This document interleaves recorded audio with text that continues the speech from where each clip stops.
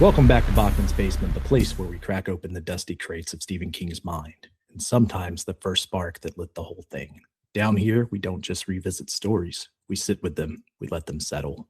We trace the pressure points, the grief that lingers for decades, the rooms that turn your own thoughts against you, the revenge that hardens slowly and waits for its moment, the child who can see that no one else can and has to grow up because of it. Tonight, we're not talking about a haunted room or a man making a deal with the devil. We're not following a calculated act of vengeance measured out over the years.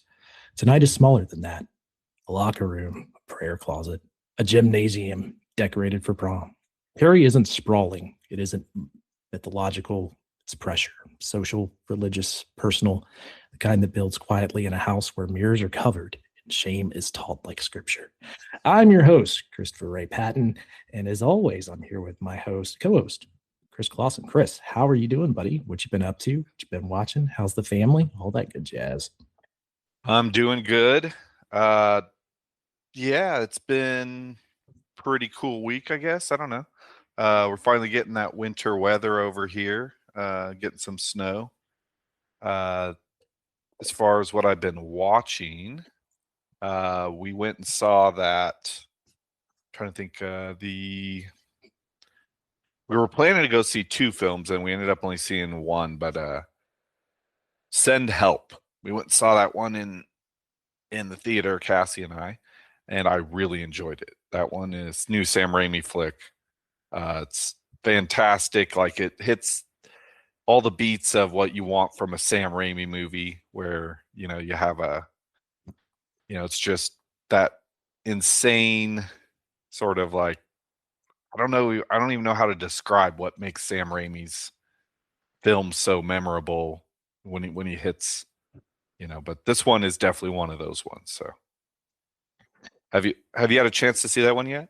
I have not, and actually, I don't know anything about it other than Sam Raimi directed it. It, So, without saying a whole lot about it, but the setup for it, if you watch the trailer for it, is basically this woman who's sort of a mousy woman, works in a corporate office in accounting, and she's constantly being sort of bullied or pushed aside from the corporate leadership. And she's been working really hard and doing, all the things that, as far as the work goes, to try to make that next step up in the ladder. But she's just not, you know, cut out for that sort of world, so to speak. And it's not going to happen for her. But they know, the corporate people know that she's valuable to the degree that she knows how to do the job. And then basically they're gonna, like, try to get her to train this guy that they want and then cut her loose. So they're like, let's bring her along on this corporate retreat thing, and they end up on a plane that ends up going down, and then it's her and the boss, who's just a real piece of work, and they're trapped on this island together. And she's, from that point on, far more capable, and she just gets, like, so the movie starts with her just being sort of like it's amazing that Hollywood can make pretty people look even more pretty, but they did it in reverse, where they made Rachel McAdams look homely. And then the movie, she just gets hotter and hotter throughout the rest of the movie as she's surviving on the island. And it's, the major plot point of McAdams slowly losing more and more clothing as the island right. But progresses. I mean, like, even like, her character is sort of like one of those women that doesn't wear makeup, doesn't do her hair, wears, like, real, like, just sort of like old lady clothes, and just has, like, a poor self-image. And you learn a little more about her as the story goes along. And it's one of those movies that subverts your expectations in ways, and I don't want to say too much more. Don't want to ruin the I unintentionally ruined the story in ways for a couple of the theater employees who hadn't seen it and were coming out, and we were talking to somebody outside the theater, and then I just, like a dumb guy that I am, I just, like, blew the ending for them. So I'm not going to do that for anyone that's listening here. So I dare you. I'm gonna pass. But otherwise, the rest of the week, it's man, birthdays, and and then the Valentine's Day holiday, and lots of work. I did download Red Dead 2, and I very, very just started it just a little bit. I'm not even out of the snow yet. So Oh man, you have such a good time ahead of you once you get out of the snow. right. I was gonna say, like, I looked at my save file, which I overwrote, by the way, because I'm like, I'm not gonna jump into. I was a third of the way through the game, but now that's I was like, I don't want to jump back in where I left off, because that was like, who knows, 2 or 3 years ago. And So I think on my current save, because I restarted it not that long ago, I'm at the second camp. So once you hit the second camp, we can play together, and we'll have more to talk about within the story of that game, because otherwise I'm drawing from memory. Right. Well, that's why I wanted to start over, because I remember I just wanted to get all the richness of the world, because I mean, Rockstar just really does knock it out of the park when it comes to just not just the visuals, but the just sort of the details of the world, and you really feel it's immersive. And I wanted to revisit all of that. If I'm going to play Red Dead 2, I'm not just going to jump back in a third of the way through the story and play through the rest of it. I'm going to start again from the beginning. Yeah, and like, what if you decide you want to play as an evil outlaw this time instead of a goodie? Yeah, right? I don't know. I'm going to just sort of let it come as a as I go. Yeah, for me on my end, I watched it last night, The Perfect Neighbor, which is that Netflix release, and the whole movie is basically the whole movie is body cam footage of a stand your ground shooting, or what was like what the defense was attempting to prove in the situation. But it's about a mother and her kids and this crazy white lady that lives across from them that keeps calling the police on the children. I've seen that film. Yeah. It's a watch. It's kind of a deeply disturbing watch, because you're seeing real life unfold in front of you, and there's kind of no pulled punches. Racism. Racism, but also like things like the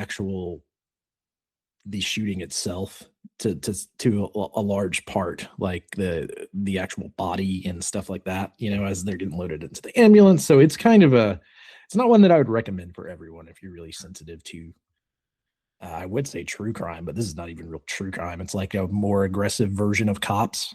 So if you're sensitive to that kind of thing, I wouldn't recommend it. But it is very interesting. I think it's the first time I've seen something like that put together, because it's not just the one call in body cam footage. It's like every one of the calls that the person had made previously, yelling about these kids being kids, basically. And the movie takes like a really dark turn, which it did in real life as well, because it's based on a true story. I know it's going to be up for, I think it's already been announced, it's going to be up for best documentary. It's worth a watch if you're into that kind of thing. I wouldn't, like I said, if you're sensitive to that kind of stuff, or just tired of the world around you sucking, it's probably not the best thing to watch. Yeah, I mean, especially with these sort of politically motivated shootings and things that have been going on in the country. The story, although it's not in any way politically sort of charged at all, it's certainly a very poignant look at America. Even though it's just one sort of psychotic individual. Yeah, and it also, I mean, it does get a little political at the end from the simple standpoint that it talks about the ridiculousness of the stand your ground law, and how many more attempts people have used that as a defense, and how it's mostly by white people trying to use that as a defense. And in the story, it's not really a spoiler because it's based on a true story. Part of it is they investigate her computer to see how many times she had searched like stand your ground, and try because it basically ends up being a setup shooting. Like and she was it's doing it wild. on purpose. Yeah. I mean, that's, it seems very likely that that was the case.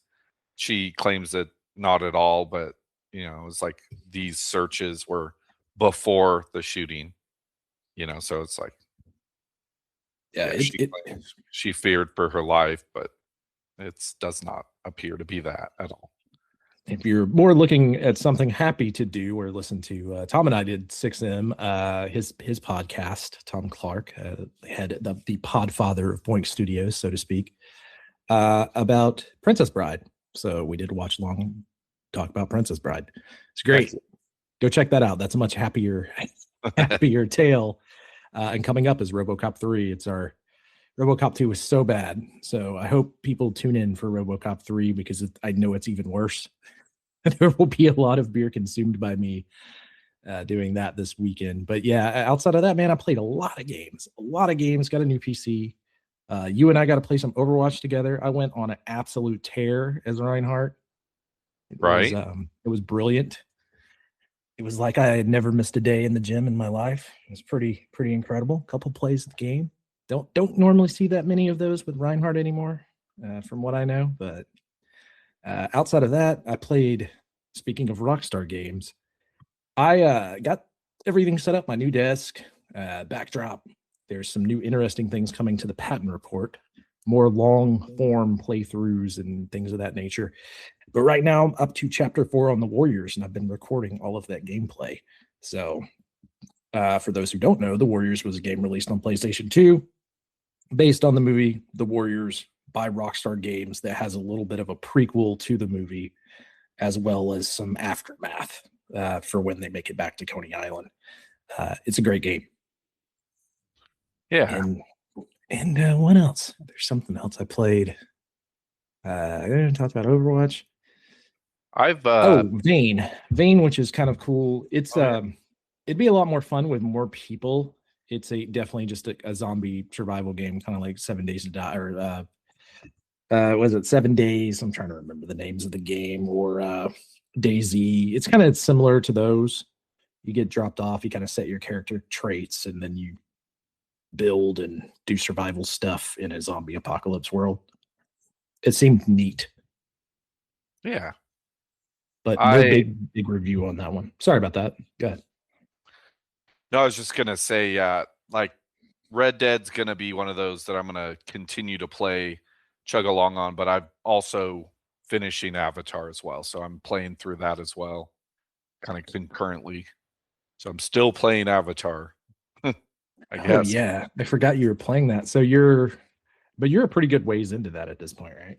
Yeah, I'm making progress. I've discovered another area that's like the high plains. It's super windy and whole nother tribe, and kind of realized that I'm starting to get a little bit of too far ahead as far as like the missions, where my level and the challenges of the missions, I'm like, I need to go back to the other area and like level up some more before going back over there. So that's one of those, like, I shouldn't rush through that game is what I'm realizing, because I mean there's a lot.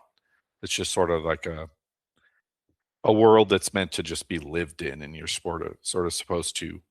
I don't know, I never played the Far Cry games, but a lot of people compare it to that, and I know we've talked about this before on the podcast, but that the nature of this game is like foraging, hunting, finding plants and fruits, and then hunting animals and things like that, as well as, saving the planet from the RDA.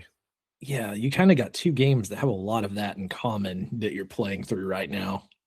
Right? They're both massive. So I figured that's not that bad actually, though, because I can like sit down, play for an hour or two on one day, and then the next day, do the other game for a little bit, and sort of like that. And then eventually I'll finish one of them, and then I can just focus on one of them. Yeah, I didn't get as much gaming done as I wanted to. I spent a lot of time downloading, like getting Xbox Live or Xbox Game Pass set up on PC, and getting BattleNet set up on PC, which I ended up not even using because it wouldn't let you connect, and that was a whole nother fucking thing with Overwatch. I'm not going to bury them here on the podcast, but That was really annoying. And then setting up all of the various emulators. The other game I've been playing through is Knights of the Old Republic. I played that game a bazillion times. I still love it. I am recording some of that as well, so that'll be coming to the Patton report. That's a very long game, especially if you're recording it, because the aliens take forever to talk. I forgot about that, which is fine if you're playing it by yourself, because you can kind of just read the dialogue and click through at X. But if you're trying to give the full experience of what that game is like to play through all the way through the first time, which I've been doing, it can be kind of slow. So I just left Terrace for any Knights of the Old Republic fans out there, and got the Ebon Hawk, and that's kind of where I've left, which Terrace is the first big area in the game. So the game kind of opens up from there. You've got not all of your party, but a good amount of your party. You get a couple of Jedis later on, as you explore what type of Jedi you're going to be, because you have to go and do your Republic Jedi training or your light side training, and then you do dark side training, and then the game kind of spins off from there. But it's still great. I love it. It's so much fun. And then you're going to play it again when the remaster eventually comes along. I will play it again. And maybe this time I will actually play as a dark side user, because I never end up doing it. I never do. I always get there and the choices are just like, I'm not going to do that. But yes, we will see. If it ever comes out, man, my faith in that game coming out as a remaster, that's been dwindling for a long, long time. We're going to get Grand Theft Auto 6 before we get that remaster. Yeah. I don't know. I feel like this day and age in the world that there's so much information that's shared, like with the public, as far as like if we're talking about movies or video games or really any sort of like creative endeavor, where we know that something's in production years in advance, some level of production. And so it creates like this sort of like untenable sort of like ache to want to like have it, and I almost feel like it'd be better if we could just if they could just keep it a secret somehow until they're like a lot closer to finishing these things. Yeah, I agree with that. But with the remasters though, it seems like you should be able to turn those out a little quicker.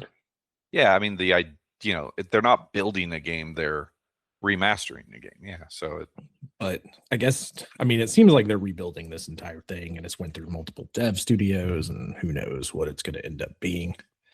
Yeah, I think this year is going to be really good for movies and games. I think it's going to be a really big year. So, in theory, we're getting Grand Theft Auto 6, which is going to be the biggest release in the past 10 years. So probably, yeah, the most. If I don't personally judge a product based on how much money it makes, but that game's going to make more money than probably any other, not just game, but almost like any sort of creative thing that's ever been put out in the world. Yeah, if you compare it to the first one, or the Grand Theft Auto 5, if you're doing that comparison, how much money that game made even before the online stuff, it's gonna be crazy. But the game itself's also great. So that's the thing about Rockstar. It's gonna deliver. I have a good feeling that it's gonna be really great, and then everyone will forget how long it took to get here, just like we always do with every Rockstar project. Yeah, very true. Any other cool things happening? Or are you ready to hop into this? Well, I learned that a new Foo Fighters record is coming this year, so I'm excited for that. They're doing a teaser on their website, so I'm like hoping that that's coming sooner rather than later in the year. I can't imagine they tease. They have like little 10-second clips from each of the songs that are sort of just like, obviously not the beginning of the song, somewhere in the middle. And you can click on these, it's like a kid's bedroom guitar and posters on the wall and stuff on the website. So I'm excited. Maybe that shows my age, but That So they fired their bass player not that long ago, right? was So it. No, they had let so they had been working with Josh Freese, who's like a renowned drummer in that's the what it was. industry. But he's like, I mean, I don't think it had anything to do with his, because he's played with them before, and fantastic, and like they killed it with him. And I mean, he really knows how to play the parts. He has the energy and everything. But I think, and even he doesn't know because he even said it online. He's like, came out of nowhere. And at the same time, he's like, I feel like I'm where I belong now. Back, sort of like he's playing drums for Nine Inch Nails, and the Nine Inch Nails drummer is now the drummer for the Foo Fighters. So They did the old Metallica Ozzy trade. little switcheroo. So You get Newstead and we get Roman Reigns. I mean, yeah, Rob Trujillo, sorry. yeah, exactly. So I, honestly, it's like more power to them. Maybe they didn't do it the right way, as far as like they could have been a little more transparent with Josh in the process to let him go, instead of just like out of nowhere send him an email that says, sorry, man, we're going a different direction, sort of just like out of the blue. Right. Yeah, I don't keep up with the Foo Fighters that much. Like I dig a couple of Foo Fighters albums, but they're not like a band that I'm super into. And I just saw part of that story. Like I said, I thought it was a bass player. I didn't even put Yeah. a name to it. I just heard that there was some controversy around how he got let go. But I mean, it sounds like everything worked out okay. Just So fine. Yeah. It's just like I felt like they should have communicated with him directly and sat him down in person, and it wasn't done that way. They should have said, hey, you're amazing. And it has nothing to do with your, fitting in the band or any of that. We just want to try something different. And, and if they would have just done that, I think that they could have had a braver face, publicly, both Josh and the band, So the little bit of the album you've heard, does it sound like anything else they've done before, or is it like its own A lot of thing? people are the clips, they're comparing it to Color and Shape. They're saying they're kind of going back to that sophomore record. So Cool. sound, which is great. It's one of the best. Yeah, I Right. that would be more up my alley than that last album they put out. Right. The last record was, yeah, not my cup of tea either. And so I keep hoping, like, Color and Shape's amazing. I personally, even though I love every record that they put out, I think Wasting Light is maybe like a high point of their career. 2000, it was like 2011, when they recorded with Butch Vig of Nirvana and Smashing Pumpkins fame, in Dave's garage. Like he set up and they recorded that entire record to analog. So they did it old school, and it just sounds awesome. I just love that record so much. Yeah, the process of analog. There's not many people doing that anymore, so I don't know that we'll get that. Nah. It's just such an endeavor, and there's not even that many people around that still even do it, just because it involves so much of a process for editing and cutting tape and mixing and mastering. Yes. But it is cool as hell. Right? It is really cool. It was like, well, that's how all those guys in the band came up, being in the studio in the 80s and 90s in bands. And that's just how the records were made. And so they knew how to do it. Obviously, Butch knew how to do it. And they were like, you know what? Let's have a, one last hurrah for analog. It sounds cool, and we know how to do this, and it's going to sound different than anything else that's out there. And it was the right record to do it on.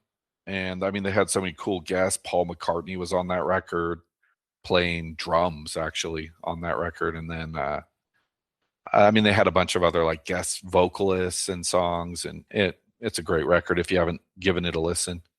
Wasting Light. I have. It's been a while. Like I said, I don't claim to be the biggest Foo Fighters fan, but I do appreciate their music, and I've listened to a good amount of their discography. Former roommate and best friend / brethren of mine, Griff, is a huge Foo Fighters fan. So even through osmosis, I've heard all of these albums over the years. Oh, yeah. It's one of those things. But that, I would never claim to be like a fan that would try to have an intelligent conversation about the band in that level of detail. I should sit down with Griff and geek out on Foo Fighters then, because Yeah, he that's would like he would for sure be your guy for that. for sure. Especially if you're going to talk about like Butch Vig, because he's a huge Butch Vig fan as well, from the recording standpoint, because he went to school to be a recording engineer and has a way higher appreciation for that than I do as well. So you could really nerd out there. But hey, man, you ready to get into this thing? Let's do it. All right. So this week we're talking about Carrie, which stop me if I'm wrong, Chris, but this is the first Stephen King novel. It's the first publication, and interestingly, it almost didn't get published. I'm not sure if you were ever aware of that story, but King was, failing. He was submitting manuscripts, so on and so forth, to, getting little things published in magazines and things, but submitting, full books and just getting turned down. And he had written this manuscript, and then or maybe a third of it, and just gave up on it and just said, nah, it's trash, and threw it away. And his wife, Tabitha, was, walking through the area where he was writing and noticed that there was a lot of paper in the trash, pulled it out of the trash, read it, and said, no, this is really good. Put it back in front of him and said, finish this story. You have something here. Ended up submitting it and got it published, and got, his career wouldn't have begun in the same fashion anyhow, if it weren't for his wife. And he's famously, given her flowers for that, over the years. Yeah, I've kind of heard that story. I also read that like it was rejected 30 times, which He's seems been crazy. I don't know that story's been rejected that many times. That could be the case, but I know that he would put a nail in the wall, write, submit, get rejection letters, and put those rejection letters on the nail until the nail was so full of rejection letters that he had to put another nail in the wall. And that was how he was like, this is, I'm not going to give up. I'm just going to keep going, but I'm going to remember, this is how I'm going to remember that, this is happening as I keep going. But it almost broke him. And we have his wife to thank for the fact that Stephen King is, a voice in the world. Yeah, it's kind of weird when you talk about this being his first book, because like Blaze was written before Carrie, right? And as far as what I recall, a bunch of things that he wrote that came out that he had published later, after Carrie, he had written before Carrie. So certainly he probably had, who knows, half a dozen or more novels that he was just sitting on because he couldn't get them published. He knew they were good, but nobody wanted to publish them. Yeah, I know like The Long Walk and Rage were both written, I believe, before Carrie as well, and faced similar rejections. Which seems crazy in retrospect of our show, which we've covered both of those, and now we're talking about probably his most memorable for a lot of people. I mean, this is a fan favorite. It's certainly top 10 Stephen King, and the fact that it's the one that took him out of anonymity and made him a superstar writer, that that alone should make it worth reading. So Carrie is the story of a teenage girl raised by a religious fanatic mother, isolated from the world, bullied at school, and terrified of her own body because no one ever told her how it worked, which is pretty much the synopsis at the beginning of the story, leading up to the point where Carrie is an outcast amongst the rest of her high school because she doesn't know these things that most kids would know by of this age because of how sheltered she was. And it starts off pretty quickly, with Carrie White getting her first period in a high school locker room and thinking that she's literally dying, like that she's bleeding to death. And the girls around her are laughing and throwing tampons and chanting. It's not just like them being cruel. It's almost like a ritualistic humiliation where the mob is turning against one person. Some real Lord of the Flies type shit here, like turning against Piggy on the island. Yeah. And it's in that moment that we learn something about Carrie that hasn't really been shown to this full effect yet, and it's that Carrie can move things with her mind. She got X-Men powers. Yeah. Uh, so not super flashy like an X-Men, but not first at all. It's very subtle. She's going through all the stress, and light shatters, a door slams, a pressure valve releases, just enough to let you know that like this rage is kind of building, and it has been building inside of her for a long, long, long time. So that kind of takes us up to the, I don't know, Act One, if we're going to break it into acts. How did you feel about the beginning of the novel and the beginning of Carrie? I guess the story of Carrie. Yeah, I mean the idea is so, I think, perfectly distilled, just of being bullied like in high school or in school in general. I didn't get bullied like this in high school. I did actually have some bullying, uh, where I got bullied in middle school, so I definitely can relate to it. Maybe not to this degree, but I got picked on when I was in middle school, and uh, so yeah, I mean, it captures a reality that a lot of people probably have been through, and it's interesting. And then to marry that to the idea of somebody who's an outcast and then has powers. I mean, it's like everything's against her. That her mom being this zealot, and like wanting her to kind of keep her in control using the religion, and then the school, like, all the kids not understanding her hardship because of the way she's been raised, and so this is why she is the way she is, and nobody has any empathy for her. And so it's just sort of this, like, sort of perfect storm of events, that makes this possible. Yeah, and I mean it plays into similar to Rage, where there's all these other things going on into every character's life, right? That shows what's going on inside of them to some extent.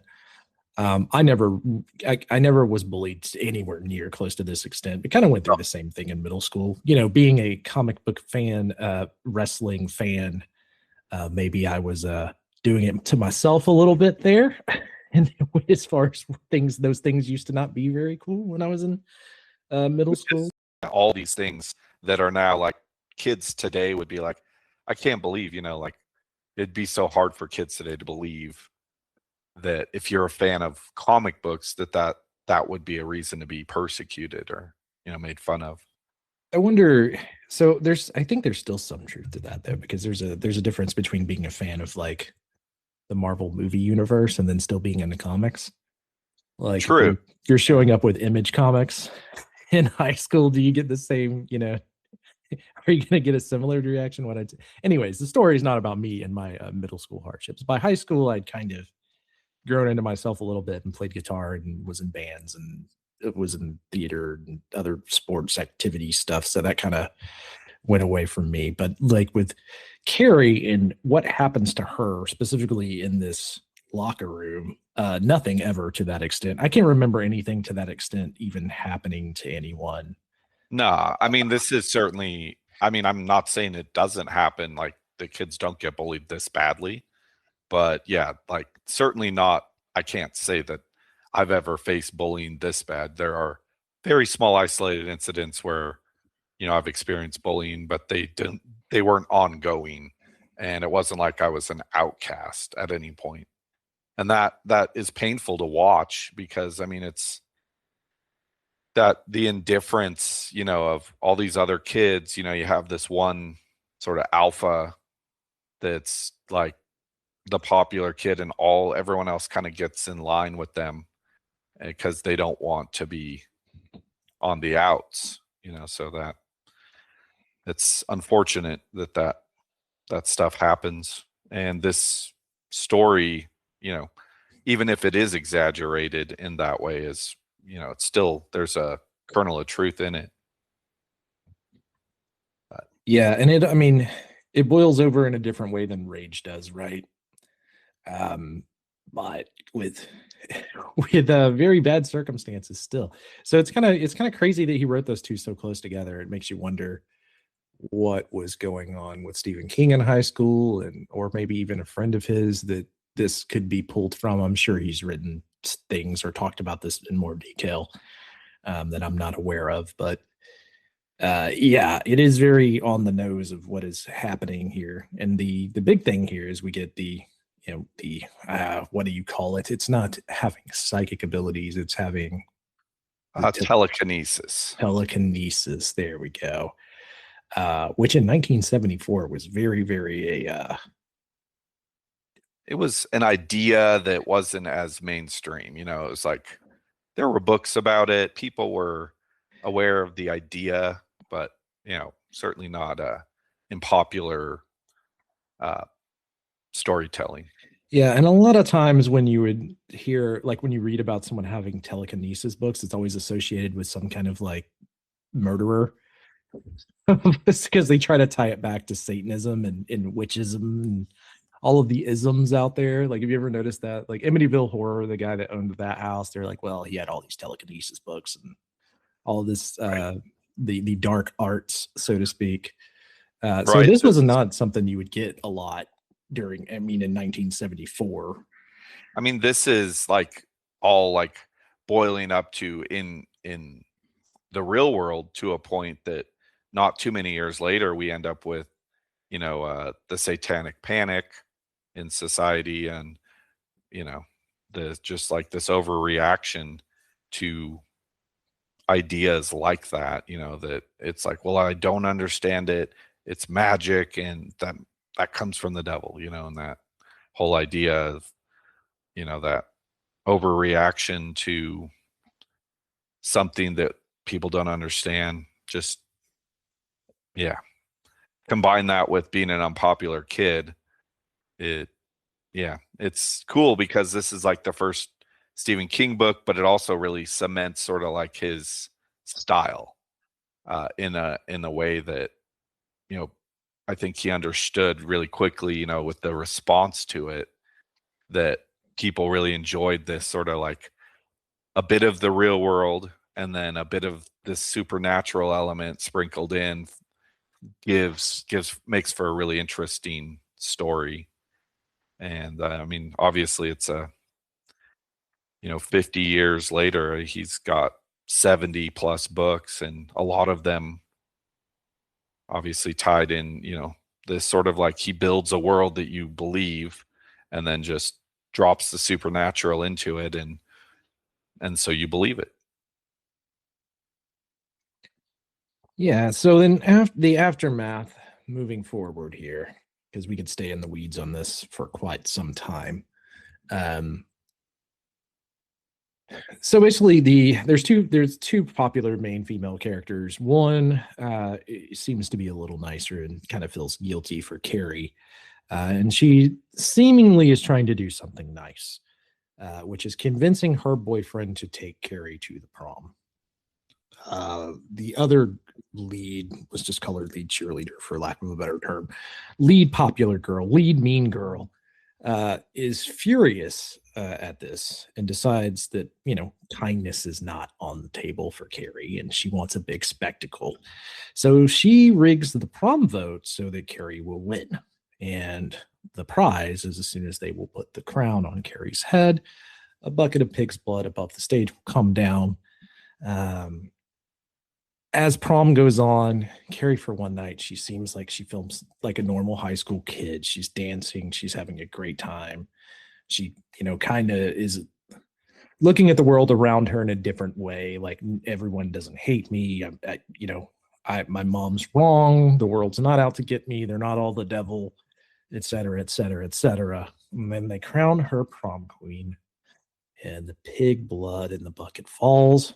And through her eyes, the crowd is all laughing at her, or almost it doesn't matter. But in her mind, everyone in the entire gymnasium is laughing at her. And all of the years of repression and humiliation and religious terror and isolation, they collapse into a single blind moment of rage for Carrie. And that leads to our third act, which is the destruction and the follow up confrontation with Carrie's mother, who is really the root of all these problems to some extent. So before we jump into that, do you have anything to say about that section, the prom? Yeah, I mean, the way that, the book, the way it unfolds in the book as well as in the De Palma film, I think really captures, sort of that, like, somebody who's been repressed, maybe would be the best word, finally able to open up and maybe just be able to feel like they're included for the first time, and it's like letting their guard down. And really, if it weren't for Sue Snell, the cheerleader chick, uh, getting revenge for feeling like, because she got in trouble for, it was really all her fault, for Yes. bullying Carrie, but then felt like, she's like, no, I'm not going to take this sitting down. I'm not going to get detention. I'm not going to be expelled without, further harassing her and showing that I'm still the alpha. Anyway, so yeah, that whole thing, just that the whole scene in the prom and everything is like, it's like this calm before the storm where you're like, yeah, great. This is awesome for her. She's having what a lot of kids have at prom, which is that magical sort of moment where you're like, uh, kind of becoming an adult to some degree, and Higher degree for some others that might have gotten a hotel room after prom. yeah, exactly. But I don't know what, there's something about the prom that's sort of like a rite of passage, I guess, that it should be memorable. It should be one of those things that's like exciting for you. It's a point in your life where, you're doing something that's a little more uh grown up. You're putting on a tux and or a nice dress, and maybe renting a limo and having a nice dinner, with your date, and going to a nice dance. And it's this thing that it's really, if, as we probably all know the story to some degree, anyone that's been a fan of Stephen King, whether you've read the book or seen the movie, it's just like so just infinitely sad to just watch this last moment of goodness before, it all falls apart.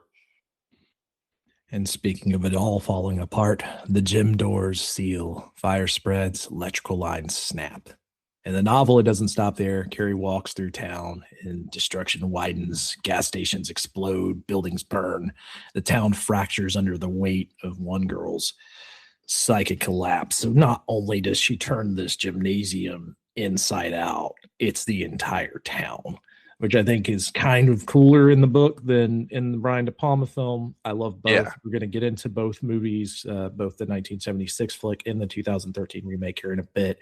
But the way it's described in the book, the sheer destruction is like, let's go to comics for a little bit here. Very Jean Grey turning into the Phoenix here. Yes. In the way that everything is being blown to shit. Well, So it's the rage of, just like everything that her mom was telling her, which wasn't true. And as you can see as the viewer, or the reader, her mom's saying, they're all going to laugh at you, and, you need to stay this small little closed-minded individual like me that is afraid of everything. And she's like, no, mom, I need to go out into the world and become a person in the world. And then this one act of just maliciousness just ruins it for everyone. It ruins Carrie's life, and then she in turn, with this great power that she has, just wrecks everything. Which, you can certainly commiserate, with her anguish, but it's also, really sad. Yeah, it's very sad in the way that it's built towards, and then you kind of know it's going to happen in the way it's described, and you know that the prom is not going to go well. But then there's this like beautiful section of Carrie kind of being able to be a real high schooler and have a normal life, and it's just taken away in an instance. Yeah. And the explosiveness of this anger, this pent up frustration. It's one of the things that Stephen King does so well, and we've talked about it when we've discussed other books in the past. This his ability to create a pressure cooker. You know what I mean with his Oh yeah. book and everything going on, where everything is just so pressurized. You know it's going to explode, and when it does, it's always wonderful. And this is no exception in the way that it is described. So after she blows up the gas stations and buildings are burning and the town's, just And falling to pieces, she walks her way home, and her mother is there waiting, convinced that this is divine punishment. And she stabs Carrie. And Carrie stops her mother's heart with her mind. But in the book, Carrie also dies as well. And the book ends, not with a scream, but kind of with documents and reports and aftermath and all of this documentation of this suggestion that Carrie is not the only person that has this kind of ability, that there are others like her that could cause this kind of destruction if pushed the wrong way. So that's where we leave off in the novel. So, how did you feel about the end of this book? yeah, you mentioning all of this sort of like the aftermath of the story sort of being told through newspaper articles and letters and what have you. I love that. I love that in storytelling. It's something that I don't know, it's exciting sort of in a way that it's like as a reader, you just it feels like you're in the world, it's like now you're reading the newspaper after this terrible thing has happened and you're seeing like sort of the world's reaction to it, and it's interesting. And I enjoyed this story. I've read it a few times. I think it's fantastic and it's a pretty quick read. He certainly published much longer books, really quickly thereafter. But Carrie is sort of pretty succinct story as you've just described it. It's pretty easy to sum up the story. You could do it in 2 or 3 minutes. But yeah, the conclusion is, I don't know. I feel like he's done it in other stories, but not to this degree. And I just really enjoyed the way that it kind of wrapped up in the book compared to the movies. Yeah, I would agree with that as far as the overall destruction of the town and the way everything goes down with Carrie's mother, plus the addition of the newspaper articles and the documents and letting you know that there's others like there. Maybe a little boy named Danny that we'll meet later Right. on down the road. Or there's a book, more recent book called The Institute, which certainly plays on, like an earlier novel, which also, much like Carrie, Firestarter, so he certainly explores this idea of children with psychic abilities much more throughout his career. And then a more recent, book that he published plays with that idea of this secret government organization trying to use these kids with these powers to create weapons, which I think is really cool. I mean, just the idea, certainly you look at King and the world he came from, the 60s and everything the CIA was doing with their secret projects, testing people, putting them through these crazy, giving them acid and then seeing how they react, stuff like that. So All of the LSD. Let's see if they turn into an X-Man. yeah, right. Just interesting that this is the art. This is an example of how art imitates life to some degree. Is like all these terrible things that were happening and that people knew about, even though it wasn't necessarily like front and center in the news. Is like everyone was aware that the government was doing some shady stuff at that time, and now it's all public knowledge. But yeah, interesting how that Which ties. we talk a lot about Stephen King's genius, and I brought up the X-Men earlier, but let's just put I'm just going to put this out there. X-Men 1963, man. That's the release of the first X-Men comic. Like thinking about that during this time period of everything that's Right? going on is wild, right? You The think like how genius old of was Stan Stephen Lee. King in that era? He's a teenager, when the Yeah. X-Men comics were coming out, and so that certainly probably had some of influence on his uh, storytelling for sure. Yeah, it's just fun to think about with especially like you're mentioning in the 60s and government testing and right out of the aftermath of Vietnam and the way the world evolved leading into the 70s, and then this book and Stephen King's writing and some juxtaposition between the X-Men and Carrie. You could make that, especially with telekinesis and things of that As well nature. as secret government operations. Not that this book has that, but obviously there's a Firestarter is a good example that comes shortly after in his collection of stories that explores that element of what's let's see let's that certainly was something I assume that he was thinking. He's like, all right, I sort of teased at this idea that other kids or other people in the world have these abilities, so let's write a story about another kid that has this ability, but the government is after them. So interesting. Well, let's talk about I mean, I guess the popularity of the book. It immediately sprung a film. The 1976 film, as we mentioned before, produced by or directed by Brian De Palma, starring Sissy Spacek as Carrie and Piper Laurie as her mother, Margaret White. Before we get into just kind of talking about the movie, do you like this movie? The 76 film, I think, is fantastic. It's certainly something that kind of lives in a time capsule. Uh, and I guess what I'm trying to say with that is, you as a viewer in 2026 going and watching the movie, you're like, oh man, I wish the special effects were a little bit more flashy, but it works, in all the ways that it needs to. So It is very Brian De Palma yes, in a lot of ways. The way a lot it's of that, a like lot of color, a lot of split zoom. screen cameras, shots zoomed with music. Yeah, the zoom in on the face, and then the music, and then yeah, like you're saying, that's classic Brian De Palma.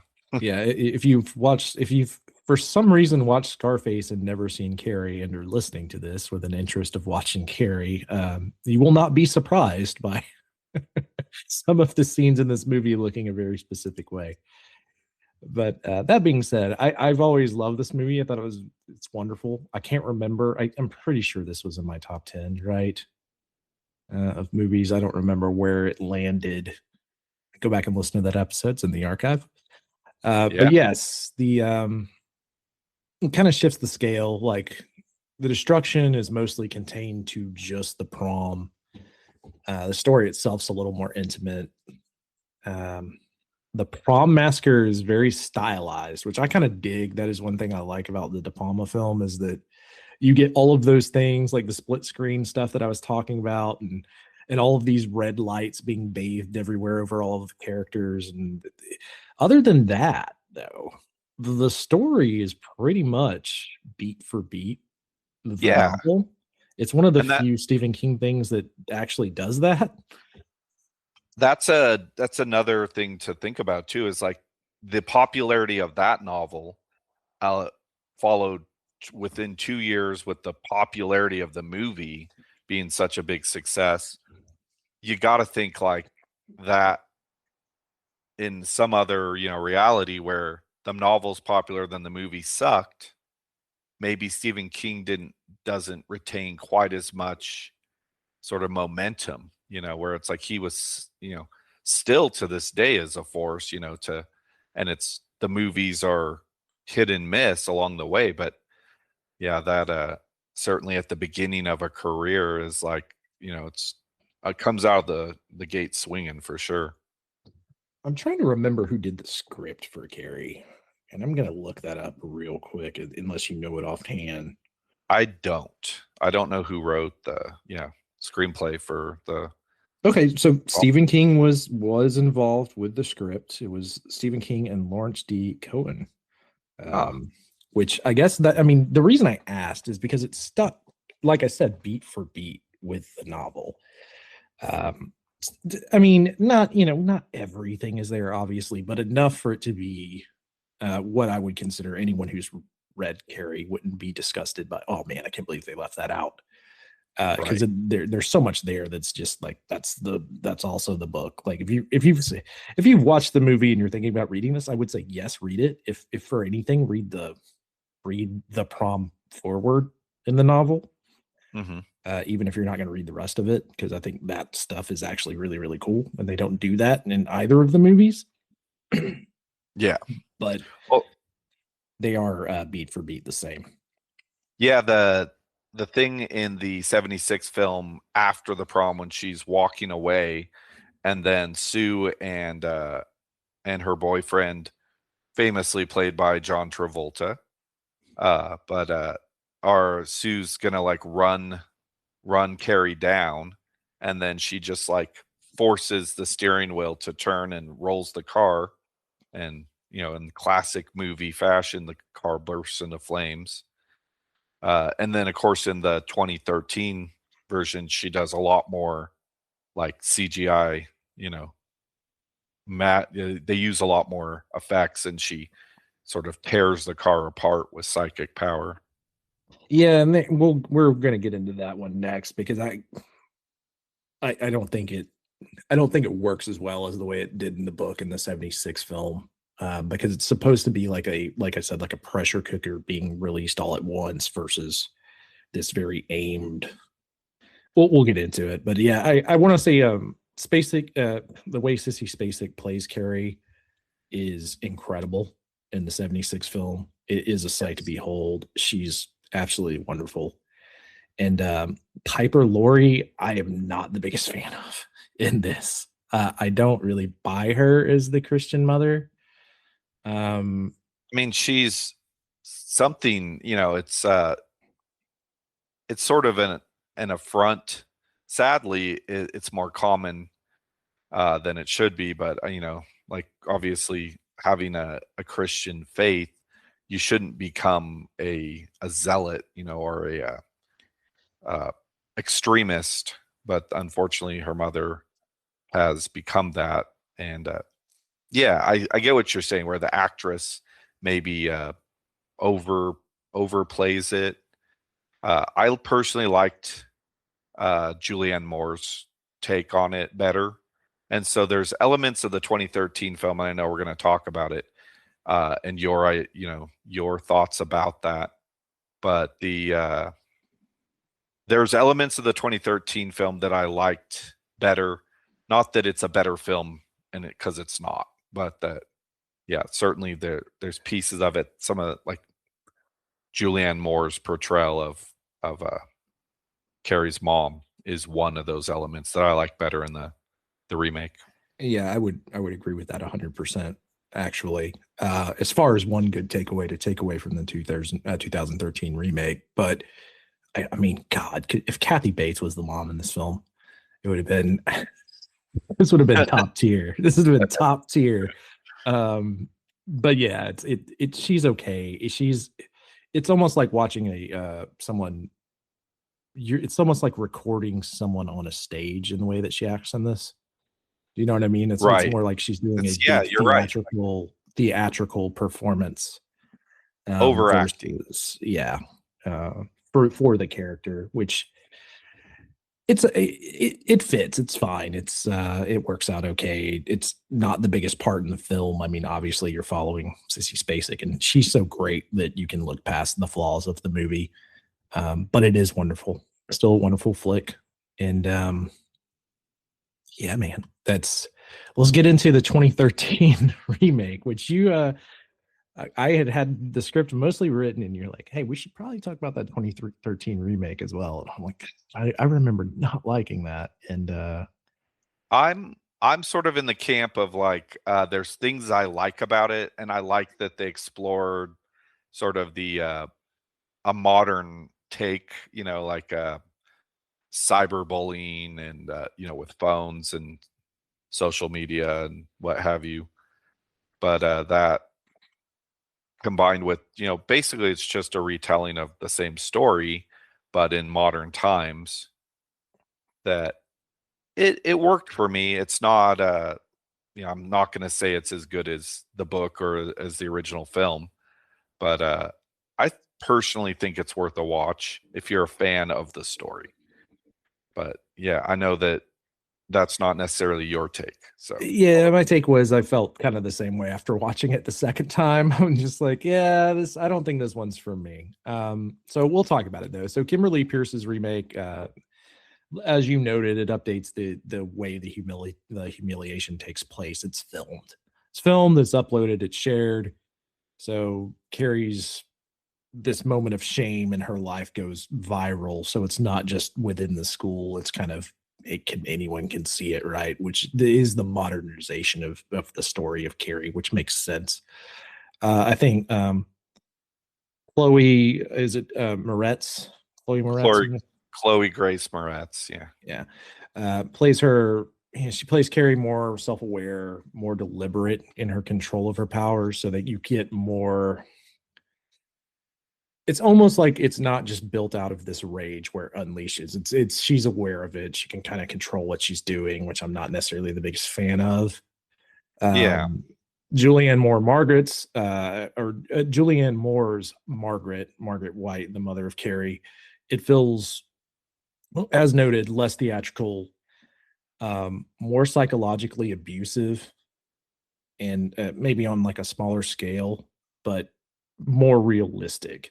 So as far as that character goes in the 2013 remake, I think they knocked that out of the park. I think it's like way better than the 76 film. Um, the way the prom destruction itself happens, it's a lot of 2013 CGI. And true. Carrie doesn't feel like the pressure cooker like I was talking about, or like a bomb going off, to more like she's murdering more individuals very strategically with very controlled telekinesis, Right. um, which I wasn't a super fan of. That's fair. That's a fair criticism, where it's more interesting to see this like individual that is like has this repressed rage that just and doesn't understand really much of anything, doesn't understand herself, doesn't understand this great power that she has.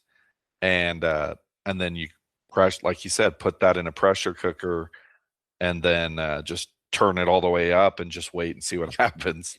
And that's sort of what the book gives us and what the 76 film gives us. And then we get to this 2013 where it's like, well, we got to do something different. That's always, unfortunately, kind of what happens. uh Not every time, you get book to movie remake or makes like The Long Walk that follows it very closely and doesn't try to do too much out of its lane, and that works really well. But yeah, I mean, I do totally understand what you're saying. Your criticisms are duly noted. Yeah, I mean, but if you're into one, you can watch any of if you like the book, you can watch either of these films and probably be pleased. By no means is the 2013 a bad movie. It's just one that I would never return to unless you were like, "Hey, Chris, we should talk about Yeah, it." I think that I'm glad that they made it because it brought this story for a generation of kids and adults that had already loved the story, but for kids that it helped them to better grasp, what was happening because it's like, the world had changed, in that 40 or 50 years. So that helps, I think, for a new generation to be able to adopt this as their own. And there is one more of these, right? That we did not catch. Somewhere in Uh, between I think you're of the Carrie right. remake. Or it was like a sequel, and I've never seen it, but I know that it exists, and I don't really care. It's like somehow I don't know how they made a sequel. You know, if they're making a sequel of Carrie, I mean, she dies at the end. Sorry, spoiler, guys. Yeah. So there was a 2002 film as well, just called Carrie, which I have never seen. So sorry if that's someone's favorite Carrie out there and you're listening to this and we're hoping that we would talk about it. We're not going to hit it. We're also not going to be talking about The Rage, which was Carrie 2. I have seen that. That is Oh, awful. okay, That that's what I was thinking of. And again, I haven't seen that or the other remake that you're mentioning there. So yeah, just the two movies in the book for me. That's enough. I know that pretty sure that Mike Flanagan, uh the director, is got another mini series, Carrie mini series coming, which I'm interested, you know, because he's been doing really good work taking Stephen King's stories and turning them into very watchable, whether they be, you know, slightly longer form miniseries or movies. So even though I'm like, the story's been done to death, you don't need to do it again. And then I've heard that he's working on a mist like mini series as well. I'm like, these are ones that have already been done really well. Why? I feel like it's like pressure from Hollywood to like those ones work. We want you to do those ones because those ones sell tickets or, you know, well, I mean, the subscription. ones that seem to maybe they should come down to the basement and talk to your boys about what they should do next. Well, I We know covered that we covered a great one last week in Dolan's Cadillac. absolutely, and I feel like that story could, you know, there's so many of Stephen King's works, whether they're short stories or books, that haven't gotten a good proper movie or miniseries that I would like to see versus just another remake of a, you know, a more popular story like this one. Yeah, and But Dolan's Cadillac did get a film around the same time as this, so because it had the Christian Slater film, which I just remembered, even though we just talked about it. Uh, man, there's a lot of Stephen King is what I'm getting at, and we've already done, like I said, four. There's four Carries in adaptations and a sequel. So the and more to Mist is interesting because it's just the idea of the Mist, right? So you could kind of do a lot of various different things like that. It's like Cloverfield, where you can do right. a lot of different things within that world.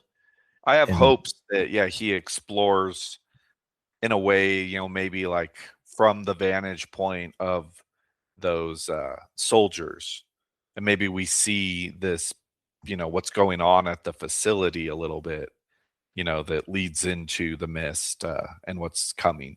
Since we and all know the story, maybe that's the idea. You know, it's like a little different view. or it's just the idea of the Mist, right? And the story is something new altogether. You could go that route. Yeah, I mean, I'm good with that. Like, just don't give me exactly the same thing. A lot of people are like, you know, the purists want to see like a beat for beat, and I'm not that person. I want to see good storytelling and take that source material and do, you know, don't wreck it, you know, but do something a little different with it, you know.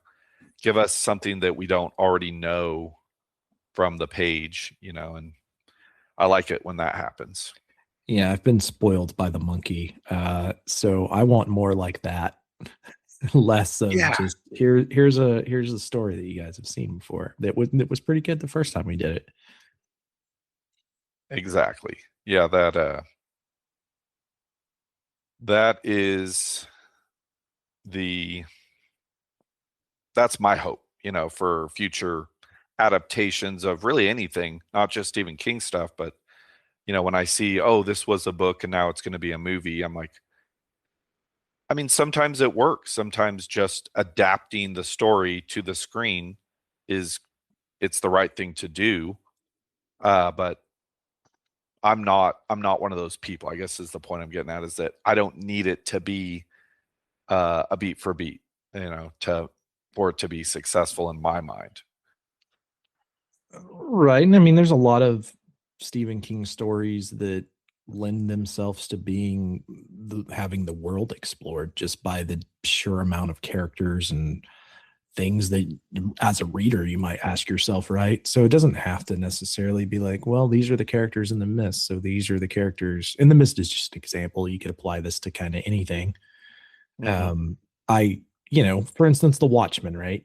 What they did with that TV series, they could have just been like, well, we're going to do a mini series about The Watchmen, and it's going to be kind of like the movie that we did that was 3 hours long, but we're going to split that into a TV miniseries, right? As opposed to what they actually did, which was a lot more interesting. So it's, yeah, I'm on the same page with you as that. And that kind of takes us to the end here.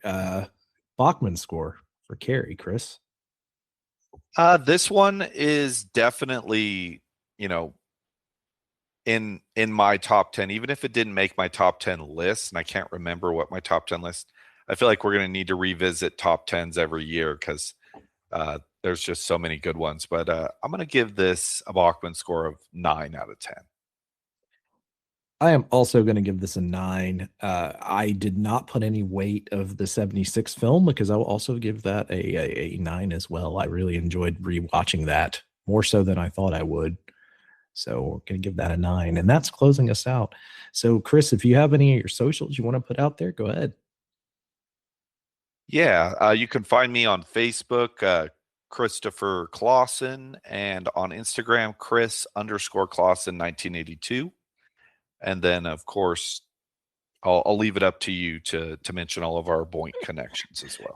Give me all the wordy stuff. If you want to reach out to me directly, it's Christopher.R.Patton on Facebook and Christopher.R.Patton on Instagram. And that's Patton as in Patton, like the general, in case anyone has. I've heard some people be like, I've been looking for you and couldn't find you, and I finally found you. If it's Ian, that's why.